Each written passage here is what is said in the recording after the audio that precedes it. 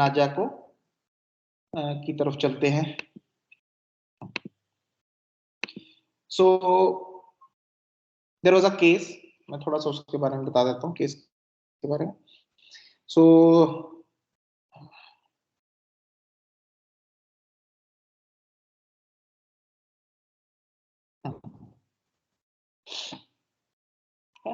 पिछले 1-1.5 साल से मेल है, 45 ईयर्स ओल्ड। पिछले 1-1.5 साल से उनको डिप्रेशन है, सुसाइडल थॉट्स आते हैं, ही फील्स कि मुझे जीना नहीं है, ठीक है। अगर मैं किसी का सही करूं तो मेरे को रिस्पॉन्स नहीं मिलता, गलत हो जाता है मेरे साथ। मैं कुछ अचीव करना चाहता हूं लेकिन चीजें अचीव होती नहीं मेरे से। फिर स्ट्रेस हो जाता है, स्ट्रेस हो जाता है तो फिर ऐसे महसूस होता है कि सब खत्म हो जाएगा, सब खत्म हो गया है।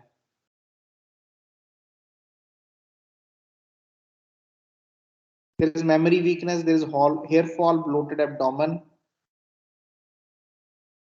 कोई भी विचार जो है दिमाग में चलता रहता है, and it overpowers him. Numbness of hip area, appetite is reduced, chilli हैं, थर्स्टलेस हैं। 2-3 साल से जो एपेटाइट है वो कम होती जा रही है, वेट भी थोड़ा कम होता जा रहा है। नेचर जो है इज माइल्ड बेसिकली, ठीक है, उनको ज्यादा जल्दी गुस्सा नहीं आता उनको, और अगर आता भी है he does not express much that anger. Interest बहुत है, शौक बहुत है, लेकिन रिसोर्सेज नहीं है पूरे करने के लिए, ठीक है। डिसीजन नहीं जल्दी से ले पाते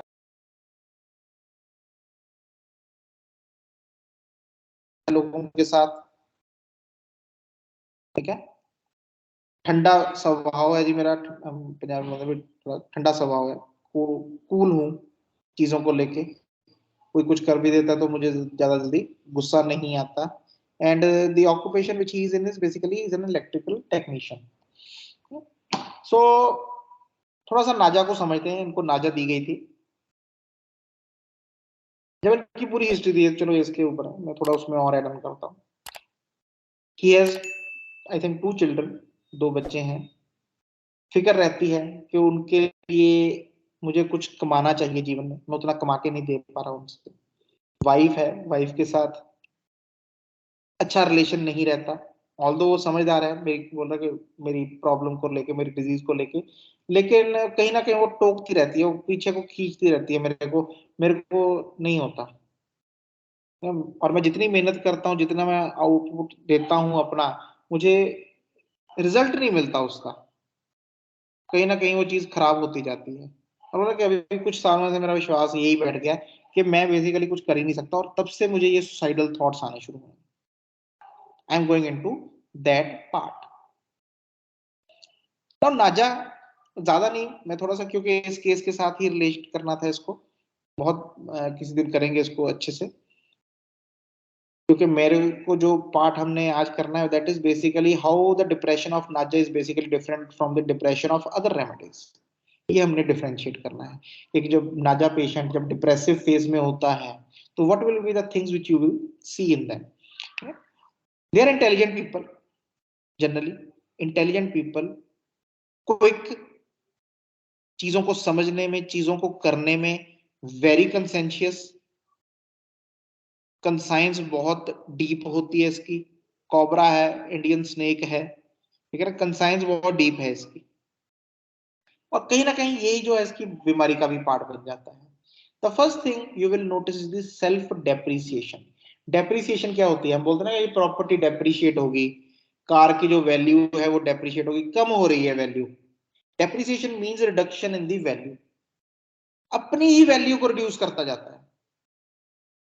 उनको मेरी क्या जरूरत पड़ती है जी, वो कर लेंगे अपने आप, मेरी क्या जरूरत पड़नी है उनको, मेरी वैसे भी किसी को जरूरत, जब ये आ जाता है ना कि मेरी किसी को भी जरूरत नहीं, फिर ये जाता है इसमें डिप्रेशन में। लेकिन कर खुद ही रहा है, लोग बोल रहे हैं आजा साथ में, ओ चलो मेरे बिना कौन सा आपका काम नहीं होगा, आप जाओ, ठीक है ना। So you will find them to be continuously de depreciating themselves, अपनी जो वैल्यू है समाज में, सोसाइटी में, घर में, वो खुद उसको कम करते रहते हैं. He feels anything he touch will change into misfortune. ये एक बहुत बड़ा डर होता है इसका पीछे, फेलियर का, मिसफॉर्च्यून का. सोचता रहता है उन चीजों को बैठ के, इमेजिन्स मिसफॉर्च्यून्स के ये काम में, ये मेरा इलेक्ट्रिशियन का काम है, कल को मेरे को करंट लग गया, डेथ होगी, मेरे बच्चों का क्या हो जाएगा. ठीक है ना.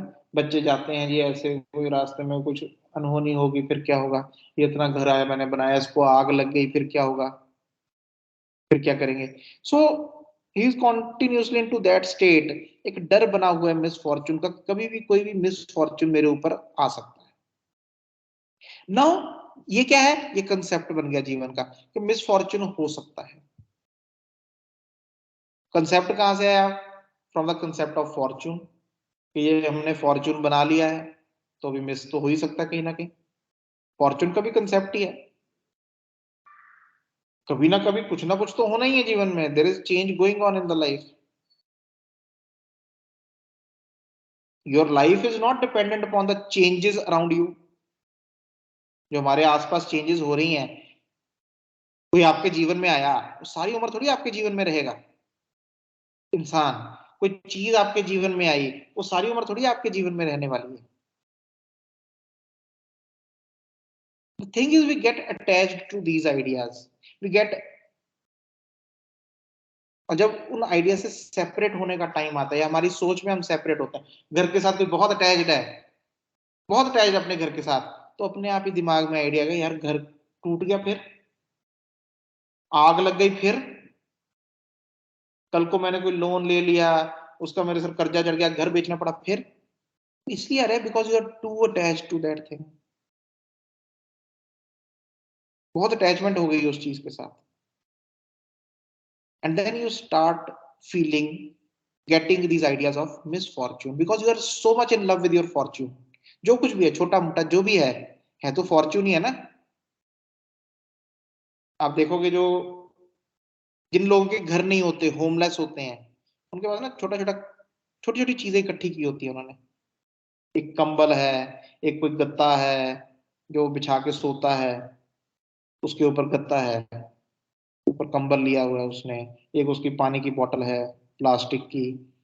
ठीक है ना. एक आदमी उसके पास कोई चाबी है, चाबी को ताला नहीं है, चाबी है सिर्फ. उनके साथ बहुत अटैच्ड है वो, इधर उधर नहीं होने देता उस चीज को. क्यों, उसके लिए वही फॉर्च्यून है. So the more we get into love and attachment with these things, the more we will have this fear of losing those things. किसी इंसान के साथ आप इतने प्यार में होते हो, जब प्यार इतना ज्यादा हो जाए, अटैचमेंट इतनी ज्यादा हो जाए, तो मन में अपने आप सोच आएगी कि अगर ये इंसान दूर हो गया, फिर इसको कुछ हो गया, फिर ये मेरे से कल नाराज होकर चला गया, फिर. Because you are too attached.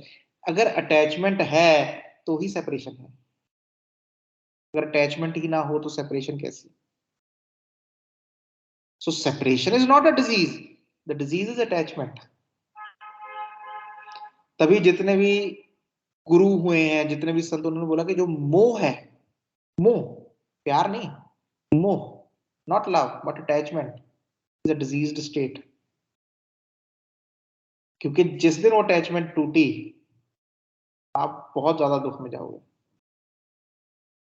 तो सिमिलरली इन राजा, वो अपनी छोटी छोटी चीजों के साथ बहुत ज्यादा अटैच होता है वो.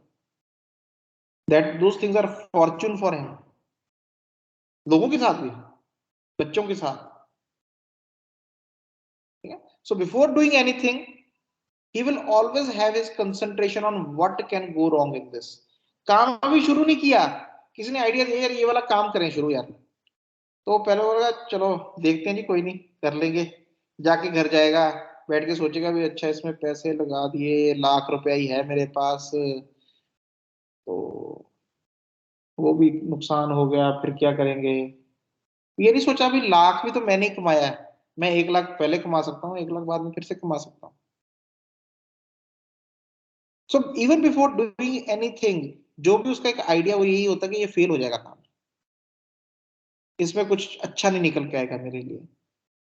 Not with intent of anticipation. एक एंटीसिपेशन की तरह नहीं, भी कलकेरिया भी सोचता है नुकसान नफे के बारे में, लेकिन वो कैलकुलेटिवली सोचता है.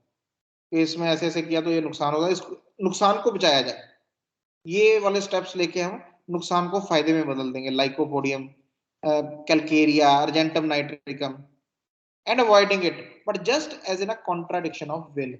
विल तो कर रही है काम शुरू किया जाए, लेकिन उसको कॉन्ट्राडिक्ट करने के लिए डर बैठा है साथ में। विल तो कहती है कि करते हैं यार कुछ, तो एक तरफ परेशान रहता है कि बच्चों के लिए कुछ नहीं किया जीवन में, ये अपॉर्चुनिटी मिल रही है बच्चों के लिए कुछ कर, but then the will is contradicted by the fear. एक और विचार आ जाता है विल के ऊपर, एक विचार विल को सपोर्ट कर रहा है लेकिन उसके ऊपर ओवर पावर कर गया दूसरा विचार जिसने कॉन्ट्राडिक्ट कर दिया विल को। So from all these characters make himself depreciative, ये सब चीजें मिलकर उसको एक रास्ते पे चला देती हैं where he keeps depreciating himself कि मैं कर नहीं सकता कुछ, मेरी कोई वैल्यू नहीं है। यानी लोगों ने नहीं बोला उसको भी तेरी कोई वैल्यू नहीं है, तू ऐसा है या वैसा है या वो है, नहीं, वो बहुत कम होगा, अगर होगा भी तो बहुत कम होगा उसके लाइफ में, बताने के लिए बहुत कम होगा वो उसके पास, ज्यादा उसके पास ये होता है कि मैं ऐसे हूं जी। Neglection of duty. Next part. So basically, a very conscientious person, Nadja, do his duty very well. But when there is clash between growth of himself and his fears usually win. जैसे मैंने अभी आपको बताया, और ये जब सब process चल रहा होता है, this puts a sense of feeling that he is not able to do his duty well or as it is intended to be. मैंने बच्चों के लिए काम करने थे, फादर होके मैं ड्यूटी नहीं निभा पाया, मेरे बच्चे का मन था वो इंजीनियरिंग करे, बहुत अच्छा है जी पढ़ने में, बहुत पढ़ाई की, लेकिन as a father I have failed, मैं पैसे नहीं इकट्ठे कर पाया कि उसको इंजीनियरिंग में या उसको अच्छी ये ट्यूशन लगवा सकूं या उसको किसी तरह से हेल्प कर सकूं। अंदर ही अंदर खाती रहती है उसको चीज, और ये चीज उसके हार्ट को अफेक्ट करना शुरू कर देती है, उसके नर्वस सिस्टम को अफेक्ट करती है फिर। And aversion to answer, generally they are good in talking, ठीक है ना, during case taking also you will find कि वो अपने सिम्टम्स अच्छे से नरेट कर रहे हैं, they are not reserved people, ठीक है ना। लेकिन अगर आप उनके अटेंडेंट से पूछो, but when asked from attendants about how communicative patient is, they will usually tell that it is very difficult to ask them a question. गुस्सा आता है कोई सवाल पूछता है बार बार, घर में खास करके या काम पे भी, ठीक है ना। लेकिन हाँ, एक जनरल कम्युनिकेशन है, टॉक है, उनको अच्छा लगता है, स्पिरिचुअल टिंज जो होता है उनके अंदर एक, उन चीजों के बारे में बात करना अच्छा लगता होता है, they can talk on those things. This is usually primary symptoms to develop during this depressive phase. ये primary symptom होता है नाजा के केसेस में, that there is aversion to talk। बहुत अलग चीज होती है बाकी के डिप्रेसिव पेशेंट्स के साथ, जहाँ पे इंसान डिप्रेशन में जाना शुरू होता है, उदासी में जाना शुरू होता है, मोस्ट ऑफ द टाइम उनकी होता है कि किसी कोई मिले बात करने वाला, कोई बात करने वाला मिले। Later on they can develop into कि भी कोई समझता नहीं मेरे को, कोई ये नहीं करता, तो वो अकेले होना शुरू हो जाए। लेकिन इसका जो डिप्रेसिव फेज है वो यहीं से शुरू होता है कि they will start feeling an aversion to answering. कोई सवाल पूछता है, ये किया वो किया क्या खाओ, वो बुरा लगना शुरू हो जाता है इसको। Next part is the feeling of sufferings. किस्मत ने तो किया ऐसा, मैंने भी किया है अपना, लेकिन लोगों ने भी नहीं कमी की मेरे साथ। ब्लेम गोज बोथ वेज, जब आदत ही पड़ जाए क्रिटिसाइज करने की, ब्लेम करने की, तो खुद को तो हम करते ही हैं या दूसरों को तो करते ही हैं, जिन लोगों को दूसरों को भी करने की आदत है, लेकिन दूसरों वालों को खुद को भी करने की आदत होती है, ठीक है ना। ब्लेम करने की आदत पड़ जाती है, ब्लेम देखने की आदत पड़ जाती है, गलत हुआ कहाँ पे, अभी हम बात करके हटे ना, जो गलत देखने की आदत, गलती किसने की, ये भी हमने एक कंसेप्ट बड़ी जल्दी, बहुत पहले हमें बहुत छोटी उम्र में सिखा दिया गया था कि लर्न फ्रॉम योर मिस्टेक्स, ठीक है ना, सबने सुना हुआ है, अपनी गलतियों से सीखो, learn from your mistakes, learn from others mistakes, दूसरों की भी गलतियों से सीखो। सिखाना ये चाहिए था कि there is no mistake in the life, mistake जैसा कुछ होता ही नहीं है, देयर आर एक्सपीरियंसेस। अगर आपने कुछ अचीव किया वो भी एक्सपीरियंस है, कुछ ना अचीव करना भी एक्सपीरियंस है, सिखाना चाहिए था कि जो हो रहा है उसी में खुश रहो। सिखाते हैं ये भी चीज, लेकिन वो भारी दूसरी पड़ जाती है हमारे ऊपर, भारी दूसरी हो जाती है, क्योंकि हमें फिर गलती तो, अगर मिस्टेक का कंसेप्ट दे दिया कि देयर इज अ मिस्टेक, बेटा ये आपने गलत स्पेलिंग लिख दी है, ठीक है ना, ये आपने गलत स्पेलिंग लिख दी, ए का आई इधर उधर हो गया, उधर हो गया, वो बच्चे को गलत जैसी कोई चीज होती है, गलत जैसी चीज होती है, गलत ठीक है, उनको बताओ भी ये चीजें नहीं अच्छी है आपके लिए ये चीज, लेकिन उनको ये भी बताओ साथ में क्या, कि thing these events, these things are basically experiences, कि this is basically a part of process। आज जो आप गलती कर रहे हो ये है तेरे, जो आपने लिखा है ये इसका मतलब नहीं है, लेकिन this is a part of process. इसे डरना नहीं है गलती से, ये आपके प्रोसेस का पार्ट है।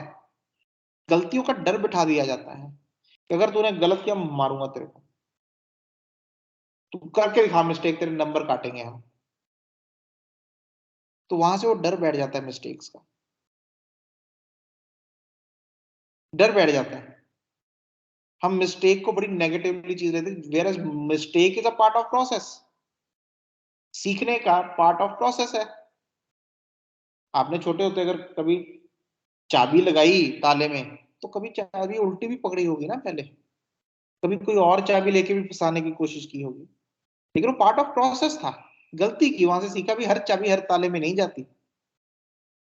चाबी को लगाने की एक डायरेक्शन है, उसी डायरेक्शन में अगर हम लगाएंगे तो ही चाबी लगेगी। ये सीखा हमने उस पार्ट ऑफ प्रोसेस में। सो rather than telling that this is the part of process, mistake becomes in our mind, in our punishment centre, उसका एक बहुत बड़ा इंप्रेशन बन जाता है सारी उम्र के लिए, कि गलती की पनिशमेंट होती है, सजा मिलती है। फिर हम गलतियां ढूंढते हैं। अब सजा से बचने का क्या तरीका है?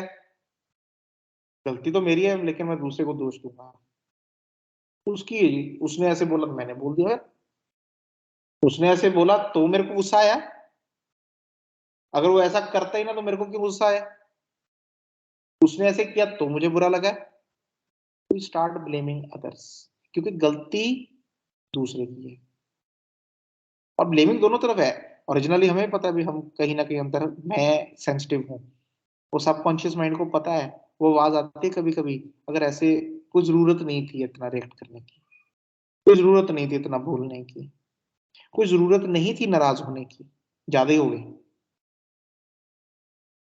तो ब्लेम जो है दोनों तरफ जाता है।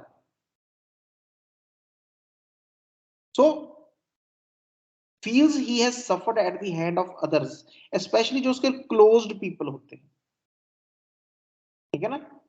उसी बात फिर वही आ जाती है फॉर्चून और अनफॉर्चुनेट की, कि जी पता नहीं जी, किस्मत ही ऐसी है जी, पहले माँ बाप ऐसे थे, फिर भाई बहन ऐसे थे, अभी घरवाली भी ऐसी ही है, हस्बैंड भी ऐसे ही है,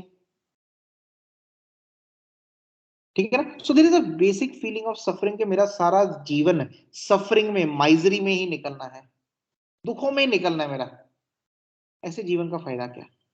And then the suicidal thoughts will start pouring inside the mind, they will start coming, they will start developing, मैं सुसाइड कर लूं, जीवन को खत्म कर लूं इसको। they might blame them for the thinking which they have developed, मैं सोचने ही ऐसे लगा क्योंकि मेरे पेरेंट्स बड़े क्रिटिकल थे, मेरा कॉन्फिडेंस ही तब लूज हुआ जी, पेरेंट्स ही बड़े क्रिटिकल थे, पेरेंट्स ने हौसला अफजाई की तरह ऐसे बोलते रहते थे तो मेरा, ठीक है ना। सो जो उसकी थिंकिंग डेवलप हुई, वो सर्कमस्टांसेस को नहीं ब्लेम, लेकिन जो उसकी थिंकिंग, जो उसका बिहेवियर डेवलप हुआ, ही विल अस्क्राइब के इनकी वजह से हुआ। अगर आप उनको समझाओ कि आप अपने आप को तो ना डीवैल्यू ना करो, क्या करें जी, बचपन ही ऐसे निकला है, तीन भाई बहन थे हम, मैं सबसे छोटा था, मुझे घर में रखा ही ऐसे गया है, मुझे कभी नया कपड़ा ही नहीं मिला, अभी भी मेरा मन ये होता है कि भाई मैंने नया कपड़ा लेना क्यों है, तो अभी मिला ही नहीं,